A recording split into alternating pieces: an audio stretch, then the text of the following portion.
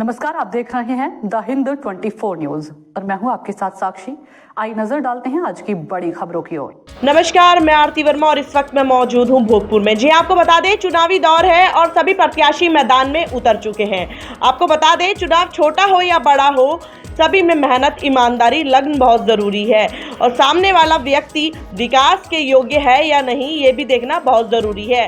तो इसी के साथ मेरे साथ मौजूद हैं बड़कोट माफी से जिला पंचायत सदस्य पद के लिए रश्मि मियाँ जी। हम इनसे बात करेंगे क्या क्या क्षेत्र की समस्याएं हैं और क्या क्या ये क्षेत्र में कार्य करने वाली हैं। नमस्कार मैम, स्वागत है हमारे चैनल पर। मैम, आप उम्मीदवार हैं और आपसे जानना चाहूँगी, आपने क्षेत्र का भ्रमण किया होगा, क्या क्या समस्याएं आपको अपने क्षेत्र में नजर आती हैं और क्या क्या कार्य आप करने वाली हैं क्षेत्र के लिए? पहले तो मैं सबको नमस्कार करना चाहूँगी। मैं 27 बड़कोट माफी से जिला पंचायत सदस्य श्रीमती रश्मि मियाँ और इस क्षेत्र के विकास के लिए पानी, बिजली और उसकी समस्या में समाधान करना चाहूँगी। सड़क, जो टूटी हुई सड़कें हैं उसमें समाधान करना चाहूँगी और बहुत से घर ऐसे हैं जहाँ पे पानी अभी उपलब्ध नहीं हो पा रहा है, वहाँ पानी की समस्या को सुधारूँगी।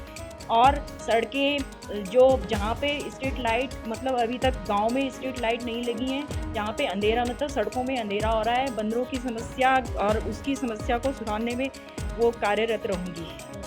देखा जाता है मैम, बिजली पानी भी सब देते हैं, रोड भी सब बनवा देते हैं, इस समस्याओं का तो सॉल्यूशन हो जाता है, लेकिन एक वायरस है जो घर घर फैलता जा रहा है, वो नशे का वायरस है।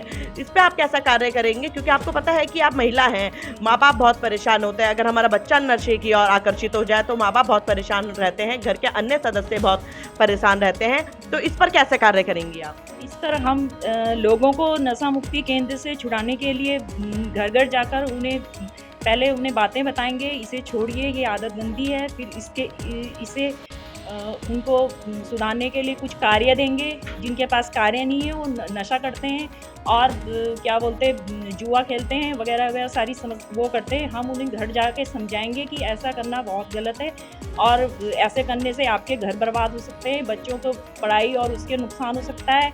और इसमें क्या बोलते हैं, वो बच्चों को जो सुविधा मिल नहीं पाती है, वो भी, उसका भी नुकसान हो रहा है। बच्चों की पढ़ाई का, घर में सारी वो हो रहे हैं, सारे कलेश और झगड़ा, लड़ाई, हर बात में लड़ाई। इसलिए हम इसे सुधारने के लिए घर घर जाके जो ज़्यादा नशा करता है उसे समझाएंगे और उसे रोजगार देने की कोशिश करेंगे। बच्चों को खेल कूद के बारे में भी बताएंगे। बच्चों की एक्टिविटी में बच्चों को वॉलीबॉल वगैरह, उनको हम वो कोई टूर्नामेंट रखेंगे और उनके वो एक्टिविटी के लिए कुछ मतलब खेल, हर प्रकार के खेल करेंगे, क्रिकेट वगैरह, वॉलीबॉल वगैरह, हैंडबॉल वगैरह, सारे खेल हम उपलब्ध करवाएंगे। और बच्चों को जो एक्टिविटी मतलब करनी है वो हम उनके स्कूल में या उनके कई मोहल्ले में या किसी ग्राउंड में उनको उपलब्ध करवाएंगे, जिससे बच्चे वॉलीबॉल, हैंडबॉल, फुटबॉल या कोई भी चीज़ हो वो खेल सकते हैं। मैम, मैं देख रही हूँ कि महिलाएं आपके साथ काफ़ी हैं और आप भी महिला प्रत्याशी हैं, महिलाओं का भरपूर प्यार आपको मिल रहा है। तो यही मैं बात करूँ महिलाओं की, महिलाओं के विकास की, महिलाओं के रोजगार की, तो महिलाओं के लिए कैसा रोजगार आप लाने वाली हैं? महिलाओं के लिए हम सिलाई वगैरह, मशीन, जो महिलाएं सिलाई करती है उनके लिए सिलाई ले आएंगे। और जो महिलाएं मतलब गाय वगैरह उनका काम करती हैं उनके लिए पशुपालन का वो करेंगे रोजगार। और डेयरी वगैरह, और जो महिलाएं दूध वगैरह बेचती है उनके लिए डेयरी का रोजगार खोलेंगे। और जो महिलाएं और मतलब अन्य सिलाई वगैरह, जैसे कढ़ाई, सिलाई, बुनाई या सूत का काम करती है, हम उनके लिए रोजगार लाएंगे और गांव का विकास करेंगे।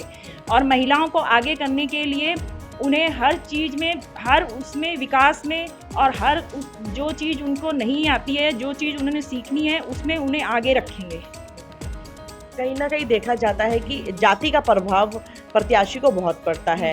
अब लोग मानसिकता बनाए हुए हैं कि ये इस बिरादरी का होगा तो ही हम वोट करेंगे, या हमारी कास्ट का होगा तो ही हम वोट करेंगे। इस तरह की मानसिकता, लोगों की धारणा जो है इस तरह से बनी हुई है। तो मैं जानना चाहूँगी, जो ऐसी मानसिकता रखे हुए हैं, जो लोग जाति भेद को देखकर वोट करते हैं, कास्ट को देखकर वोट करते हैं, तो उनके बारे में क्या कहना चाहेंगे? उनके बारे में मैं यह कहना चाहूँगी कि वो बात उनके लिए गलत है जो जाति भेद और भेदभाव करते हैं। हम सबको समान रखेंगे, सबको समान लेकर चलना है, सबको साथ लेकर चलना है, तभी हमारे गांव का विकास होगा। हम जाति भेद नहीं चाहते, बड़े हो, छोटे हो, बुजुर्ग हो या कोई भी जाति का हो, नीच हो, कोई भी हो, उसे एक समान रखना चाहिए। और उस मतलब जो बूढ़े बुजुर्ग या कोई मतलब वैसी कम जाति का हो, उन्हें भी एक समान समझना चाहिए। और हम सबको एक समान ही समझेंगे और सबके साथ एक जैसा ही व्यवहार करेंगे, चाहे कोई हमारे घर में छोटा हो, बड़ा हो, कोई कम जात का हो, बड़ी जात का हो, हमको सबको एक समान समझकर सबका आदर करके अपने घर में उनका सम्मान करेंगे। तो मैं कह सकती हूँ कि चाहे कोई किसी भी कास्ट से बिलोंग करता हो, जी। सभी के लिए इक्वल, सभी के लिए हमारे दरवाजे खुले हैं। हम किसी को नहीं बोलेंगे तुम हमारे घर नहीं आओ, या आप इस जात का हो, आप इस जाति का हो, आप कम जाति का हो, बड़ी जाति का हो। हमारे घर के दरवाजे सबके लिए खुले हैं और आप अपने पूर्ण सम्मान सहित हमारे घर आने का वो कष्ट करें और अपनी समस्याओं का वो समस्याएं बताएं। हम आपकी समस्याओं का समाधान करेंगे, तभी इस गांव का विकास हो सकता है। जब पूरे गांव वाले एक साथ मिलके कोई जाति भेद या कोई मतलब एक दूसरे के प्रति कोई भेदभाव ना रखें, तो तभी इस गांव का विकास हो सकता है और सब एक साथ मिलके इस गांव के विकास के बारे में वो कर सकते हैं, पूर्णतः बात कर सकते हैं। धन्यवाद।